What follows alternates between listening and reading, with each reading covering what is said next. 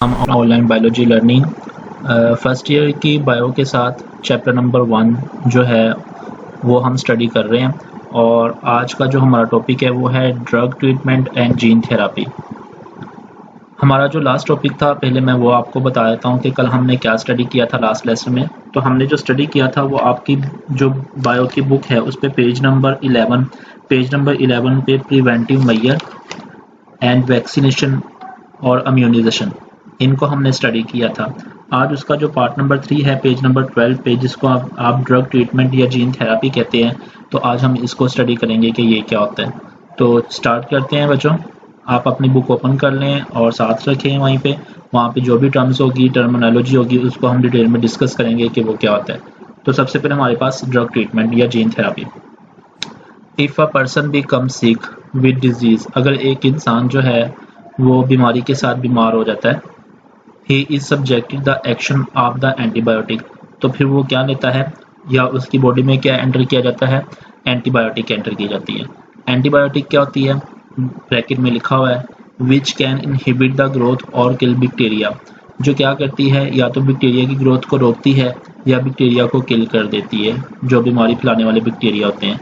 तो ये काम होता है एंटीबायोटिक का, तो हम वो लेते हैं। अब यहाँ पे ये है कि हर बीमारी के लिए एंटीबायोटिक काम नहीं आएगी, बल्कि कुछ बीमारियाँ ऐसी है जिसके लिए हम दूसरे जो केमिकल्स हैं या जो दूसरे प्रोसेसेस है वो यूज़ करते हैं। जैसे यहाँ पे लिखा हुआ है रेडियोथेरापी। रेडियोथेरापी क्या होती है ये हम देखते हैं। इन सर्टेन डिजीज़, ख़ास बीमारियों में जिसमें कैंसर जो है ये है, इसमें हम रेडियोथेरापी का इस्तेमाल करते हैं, या radiotherapy and chemotherapy are used. सबसे पहले हम रेडियोथेरापी पढ़ेंगे। इन रेडियोथेरापी में क्या किया जाता है, the cancerous part is expose to short wave radiations from the radioactive material repeatedly at regular interval. इसमें यह किया जाता है कि ख़ास वक्फे में रेडियो एक्टिव मटेरियल को लेके तो रेडिएशंस उससे निकलती हैं, वो रेडिएशंस को खारिज करके वो कैंसरस पार्ट यानी कि कैंसर पैदा करने वाले जो सेल्स होते हैं वहाँ पे वो शॉक वेव जो ना वो लगाई जाती हैं। उससे ये होता है कि जो कैंसर पैदा करने वाले सेल्स होते हैं, कैंसरस पार्ट होते हैं, वो ख़त्म हो जाते हैं, वो मर जाते हैं, जिसकी वजह से कैंसर का ट्रीटमेंट हो जाता है। लेकिन बच्चों इसके लिए ये है कि ये बहुत ही ख़तरनाक है। इसमें एक दो बातों का ख्याल रखना बहुत ज़रूरी होता है। एक तो ये है कि जहाँ पे ये काम किया जाता है वहाँ पे रेडियो एक्टिव आइसोटोप इतनी डेंजरस होती हैं कि अगर ये नॉर्मल बॉडी स्किन में एंटर हो जाएं तो ये उसको भी ख़त्म कर देंगी। तो इसमें तो एक तो ये है कि एहतियात बहुत ज़रूरी है। यहाँ तक कि जो परफॉर्म करने वाले डॉक्टर होते हैं वो भी अपनी पूरी केयर के साथ जो ना इसको परफॉर्म करते हैं। और दूसरा ये है कि ये कैंसर सेल्स को तो ख़त्म करता है लेकिन उसके साथ साथ नॉर्मल सेल्स को भी मारता है। इसलिए इसको बड़े केयर के साथ और बड़े तरीके से इसको इस्तेमाल करना पड़ता है, और प्रोफेशनल जो डॉक्टर्स होते हैं वही इसको यूज़ कर सकते हैं। In Pakistan there are several centres, Pakistan में इसके बहुत सारे सेंटर्स हैं which can carry out radiotherapy, जो कि रेडियोथेरापी का काम परफॉर्म कर रहे हैं कंट्रोल सेंटर में। तो ये था हमारे पास रेडियोथेरापी, जिसमें हम शॉक वेव्स के ज़रिए कैंसर पार्ट को जो ना वो या कैंसर सेल्स को हम मारते हैं, किल करते हैं। इसके अलावा कैंसर को कंट्रोल करने के लिए हम एक और तरीकाकार लेते हैं जिसको हम कहते हैं कीमोथेरापी। कीमोथेरापी क्या होती है, कीमो मीन्स केमिकल, तो केमिकल्स के जरिए जो ट्रीटमेंट किया जाता है उसको हम कीमोथेरापी कहते हैं। तो उसी को हम देखते हैं। Chemotherapy consist of the administrating certain anti cancer chemical. इसमें हम ये कहते हैं कि मेडिसिन लेते हैं, ऐसी मेडिसिन जिसमें एंटी कैंसर केमिकल्स होते हैं, यानी कि कैंसर के खिलाफ लड़ने वाले जो केमिकल्स हैं वो होते हैं, टू द पेशेंट को दिए जाते हैं एट रेगुलर इंटरवल, खास वक्फे के बाद, डेली रूटीन पे, जैसे आप मेडिसिन लेते हो दिन में 1 बार 2 बार या 3 बार, इसी तरह। ये केमिकल क्या करते हैं, दिस केमिकल में किल बोथ, ये मार देते हैं, किसको मारते हैं, कैंसरस को और नॉर्मल सेल्स को मार देते हैं, ठीक है, किल कर देते हैं। तो इसमें भी यही है, केयरनेस ज़रूरी है। जैसे रेडियोथेरापी में ये था कि वो कैंसर सेल्स को तो ख़त्म करता ही करता है लेकिन उसके साथ साथ नॉर्मल सेल्स को भी किल करता है। इस तरह ये जो कीमोथेरापी है, कीमोथेरापी भी यही काम कर रही है कि ये कैंसर सेल्स को तो मारती है लेकिन उसके साथ साथ नॉर्मल सेल्स को मारती है। लेकिन एक बात, ये कीमोथेरापी तब काम करेगी जब कैंसर की जो स्टेज है वो थोड़ी फर्स्ट स्टेज हो, मतलब इतना ज़्यादा फैलाव ना हो, तब ये इसके जो केमिकल असरात हैं वो हो सकते हैं कीमोथेरापी के। नेक्स्ट चलते हैं। इसके अलावा और डिजीज़ को कंट्रोल करने के लिए जीन थेरापी है। जो जेनेटिक प्रॉब्लम्स होती हैं उनको ठीक करने के लिए जीन थेरापी किया जाता है। तो ये क्या होती है जीन थेरापी, इसको देखते हैं। सबसे पहले यहाँ पे इसके बारे में कह रहा है, recent a new technique has been developed, एक नई टेक्निक जो है वो डेवलप की गई है to repair the defective genes, खराब जीन्स को ठीक करने के लिए। This consist of the isolating the normal cells and inserting into the host through bone marrow cells, this is called the gene therapy. अच्छा, इसमें ये किया जाता है कि देखें, अगर एक पर्सन है जिसका ए है, जिसको हम ए कह देते हैं, और एक ए पर्सन है जिसको हम बी कहते हैं।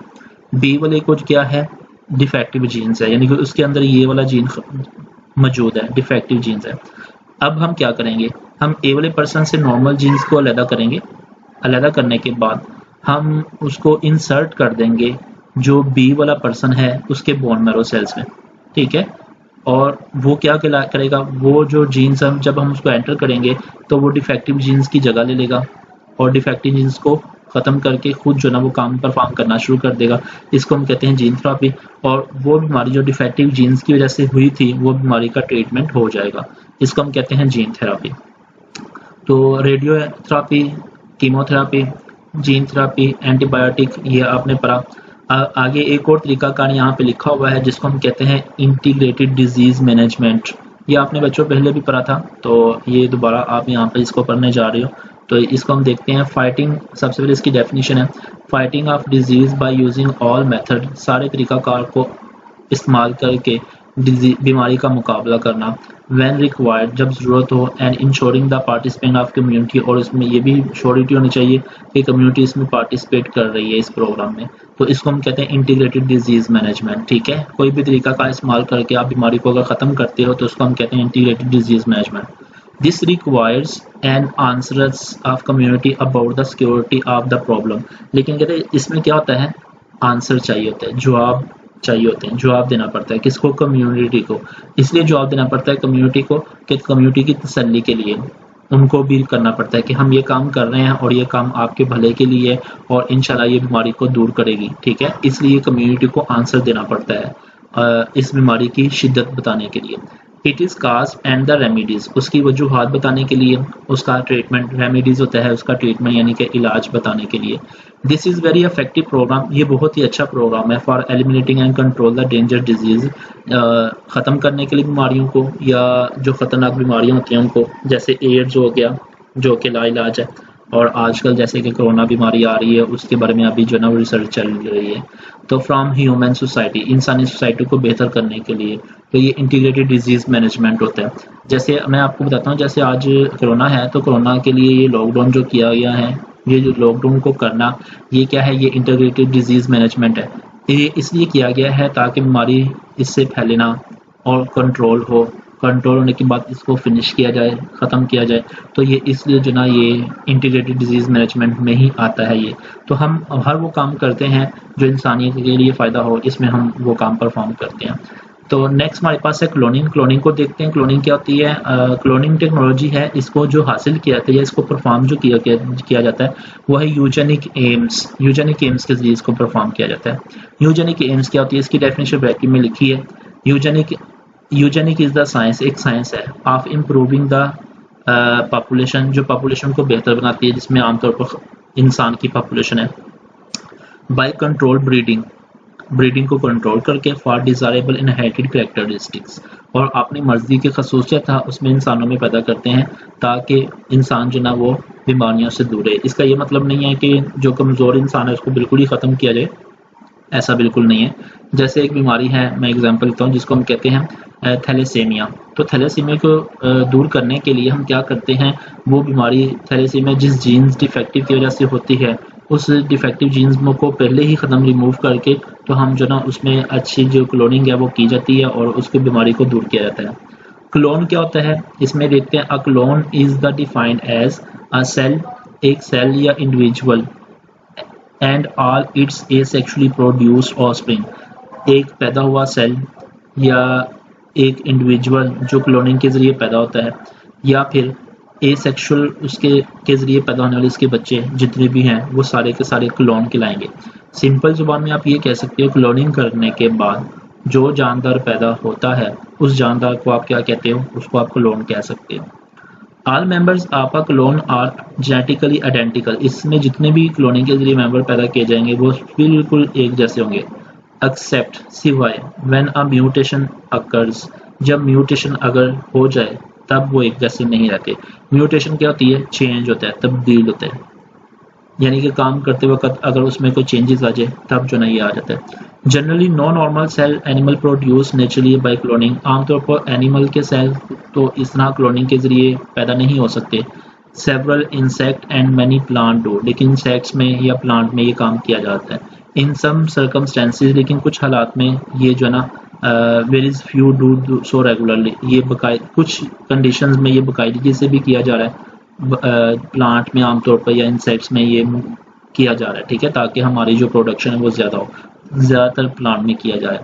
तो ये था हमारे पास क्लोनिंग, इसकी अभी डिटेल बाकी है, मैं अभी आपको क्लोनिंग का प्रोसेस जो ना नेक्स्ट अगले लेसन में मैं आपको समझाऊंगा कि क्लोनिंग होती क्या है, ये किस तरह परफॉर्म होती है। अभी आपने बस इसका ये इंट्रोडक्शन ही पढ़ा है। तो ये बच्चों यहाँ तक हमारा टॉपिक जो है वो कंप्लीट हो गया। अगर आप अपनी बायो की टेक्स्ट बुक को देखें तो पेज नंबर 12 पे जो ड्रग ट्रीटमेंट और जीन थेरापी है, ये पूरा पैराग्राफ जो ना वो हमने पढ़ लिया, ठीक है। अब ये है कि पेज नंबर 13 इन 1997 यानी कि 1997 यहाँ से जो ना वो हम आगे अगले टॉपिक में स्टार्ट करेंगे और अपना जो टॉपिक है वो कंप्लीट करेंगे।